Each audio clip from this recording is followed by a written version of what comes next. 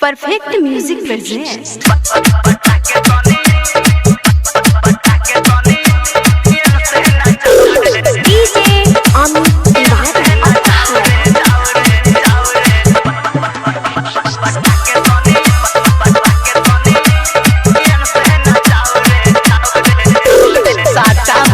बाटे बेतिया जिला के नाचे के परी तोरा जवना हिला के साटा भइल बाटे बेतिया जिला के नाचे के परी तोरा जवना हिला के देखी के परियतिया पे हूँ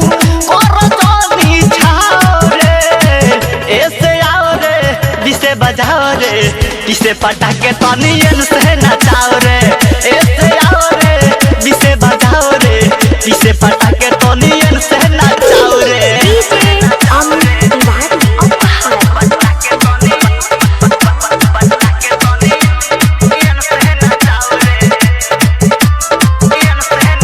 सच कहिया तो जिहुर दी है लठिया बाद में न कहिए मरले बा मतिया सच कहिया तो जिहुर दी है लठिया बाद में न कहिए मरले बा मतिया सब शहर टोलेला हो पतली कमर टोलेला जब पतली कमर हमार टोलेला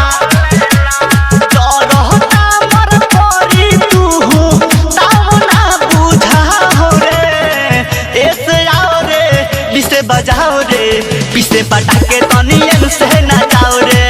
ऐसे आओ रे पीछे बजाओ रे पीछे पटाके तनियन से नचाओ रे।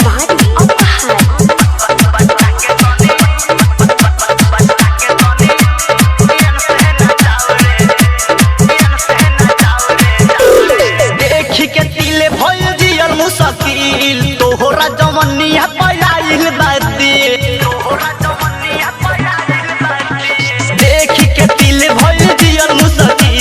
तोहरा जवनिया पयाइल बादी हम चढ़ली जवानी पूरा झार ले बा